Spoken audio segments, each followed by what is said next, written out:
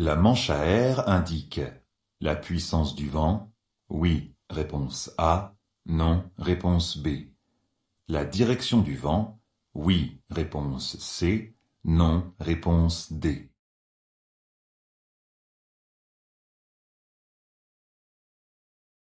À quoi sert une manche à air? Elle indique la direction et la puissance du vent. Elle est placée dans les zones exposées au vent. Lorsqu'elle est basse, le vent n'est pas fort. À moitié relevé, comme ici, le vent est un peu fort. Totalement horizontal, le vent est très fort.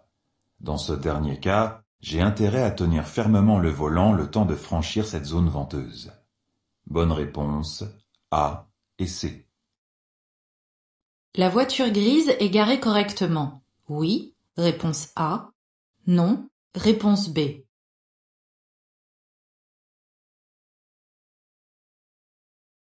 Est-ce un stationnement gênant ou dangereux?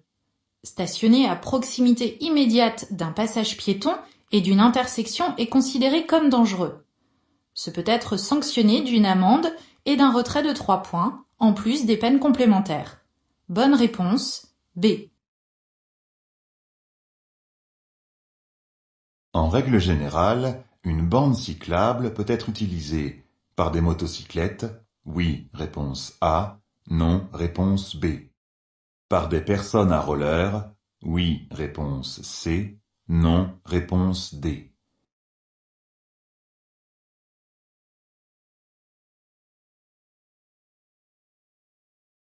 Qui peut utiliser une piste ou bande cyclable? Elle est destinée aux cyclistes. Parfois, un panonceau précise si les cyclomoteurs peuvent y circuler. Avec un engin à roulettes sans moteur, je suis considéré comme un piéton.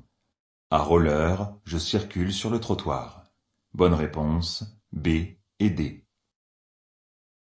Les véhicules agricoles sont signalés par un gyrophare. Jaune, réponse A. Bleu, réponse B.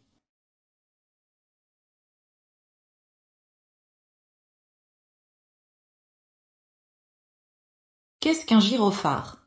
C'est l'élément lumineux sur certains véhicules. Les véhicules d'intérêt général sont munis d'un gyrophare bleu. Police, ambulance, pompiers. Les véhicules agricoles, tracteurs, sont équipés d'un gyrophare jaune. Ce type de gyrophare est utilisé par tous les véhicules lents et encombrants. Véhicules de voirie, camions poubelles, etc. Bonne réponse, A. Je ralentis. Oui, réponse A. Non, réponse B. Dans cette rue, je pourrais dépasser un tracteur, réponse C, un cycliste, réponse D. Que se passe-t-il? Je vais entrer en agglomération. J'adapte la vitesse pour réduire le risque d'accident. Le panneau d'interdiction interdit le dépassement de tous les usagers de plus de 2 roues. Bonne réponse A et D. Pour avancer avec un véhicule automatique, je mets le levier de vitesse sur N, réponse A, D, réponse B, P, réponse C, R, réponse D.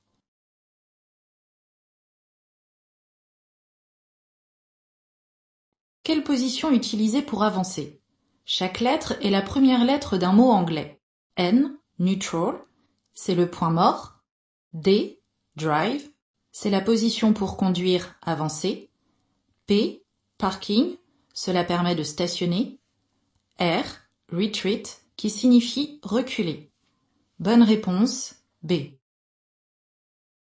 Je continue tout droit. Réponse A. Je change d'itinéraire. Réponse B. Je m'arrête. Réponse C. Je ralentis.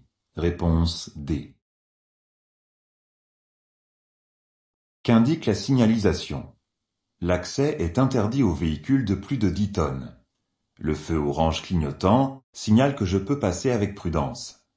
Je peux continuer dans cette rue. La chaussée est étroite et je vais rencontrer des piétons. Je ralentis. Bonne réponse A et D. Lors de chutes de neige, j'utilise les feux. De position seule, réponse A. De croisement, Réponse B. De brouillard avant, réponse C. De brouillard arrière, réponse D. Comment choisir les bons feux? Je dois me poser ces questions. Est-ce que je veux voir loin? Est-ce que cela va gêner les autres usagers? Par temps de neige, je suis obligé d'utiliser les feux de croisement et les feux de brouillard arrière. C'est la règle. Si mon véhicule est équipé de feux de brouillard avant, je peux les utiliser. Bonne réponse B, C et D. L'acuité visuelle minimale en vision de loin pour conduire est de 2 dixièmes, réponse A, de 5 dixièmes, réponse B, de 10 dixièmes, réponse C. Qu'est-ce que l'acuité visuelle? C'est la performance visuelle. Elle permet de déterminer la puissance de l'œil à distinguer les petits éléments le plus loin possible. En conduite, je dois avoir une acuité visuelle minimale de 5 dixièmes, corrigée ou non. Bonne réponse B. L'utilisation du régulateur de vitesse nécessite de garder les pieds près des pédales? Oui, réponse A. Non, réponse B. Peut être utilisé en toutes circonstances? Oui, réponse C. Non, réponse D. À quoi sert le régulateur de vitesse? Il permet de choisir et de maintenir une vitesse constante sans action sur les pédales. Son utilisation est adaptée à une circulation sur autoroute. Il est plus prudent de garder les pieds près des pédales pour pouvoir agir rapidement et limiter le risque d'accident. Bonne réponse A et D. À droite, le long du trottoir, le stationnement est autorisé, réponse A, interdit, réponse B. L'arrêt est autorisé, réponse C, interdit, réponse D. Comment savoir? Je vérifie la signalisation, marquage et panneaux. Une ligne jaune continue interdit le stationnement et l'arrêt. Lorsque la ligne est discontinue, seul le stationnement est interdit. Bonne réponse B et D. Je circule et un voyant rouge s'allume. Je n'en tiens pas compte, réponse A. J'effectue un contrôle dans les 2 mois à venir, réponse B. Je m'arrête dès que possible pour consulter le manuel et contacter un professionnel, réponse C.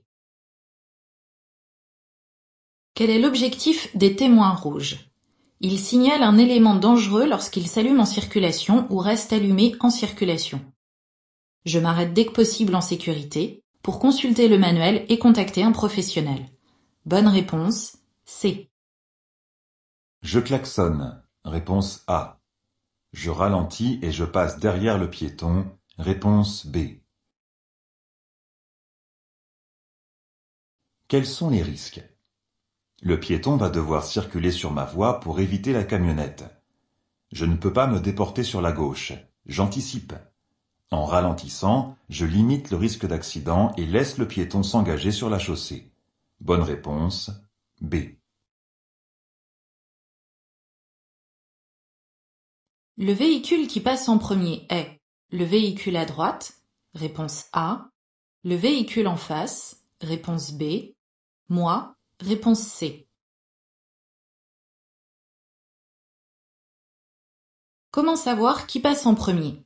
Cette intersection ne comporte aucune signalisation. Il s'agit d'une priorité à droite. C'est donc l'usager qui n'a personne à sa droite qui peut s'engager en premier. Le véhicule en face n'a personne à sa droite et continue tout droit. C'est à lui de passer en premier. Bonne réponse B. Le liquide de frein de mon véhicule a une durée de vie limitée, réponse A, illimitée, réponse B.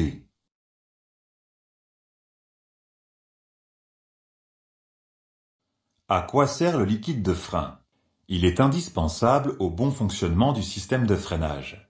À force d'utilisation, des dépôts se font et endommagent le système et ou rendent le freinage inefficace. Il est conseillé de faire changer le liquide de frein environ tous les 2 ans ou tous les 50 000 km. Bonne réponse A. Je pose mon regard principalement sur le trottoir à gauche, Réponse A.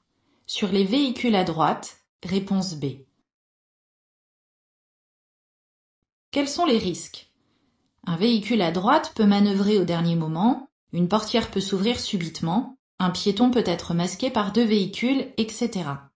Je contrôle bien les véhicules à droite et j'adapte l'allure à la situation.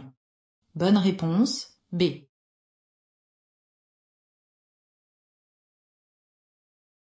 Une ceinture vrillée est efficace en cas de freinage brusque. Oui, réponse A. Non, réponse B.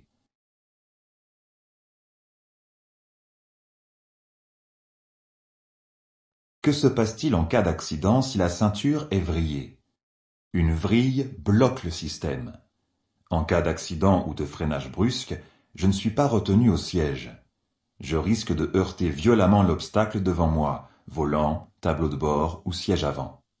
Bonne réponse, B. J'accélère, réponse A, ou je ralentis, réponse B.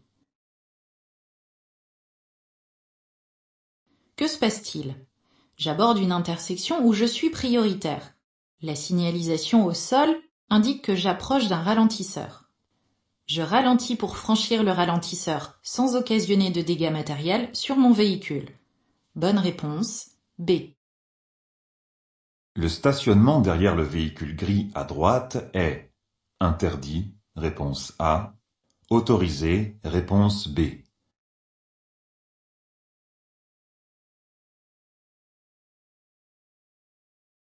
Stationner comme le véhicule gris est-il gênant?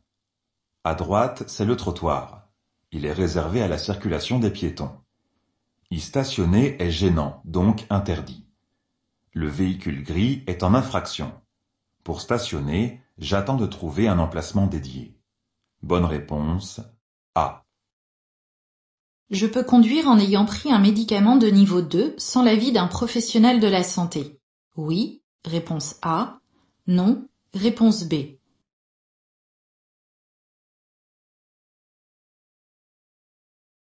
Tous les médicaments sont-ils compatibles avec la conduite? Certains médicaments vendus avec ou sans ordonnance sont incompatibles avec la conduite. Il existe 3 niveaux d'incompatibilité. Le niveau 1 avertit qu'il faut lire attentivement la notice avant de conduire. Le niveau 2 déconseille la conduite sans l'avis d'un professionnel de la santé, pharmacien ou médecin. Et le niveau 3 déconseille fortement la conduite. En règle générale, ce sont des neuroleptiques. Bonne réponse, B.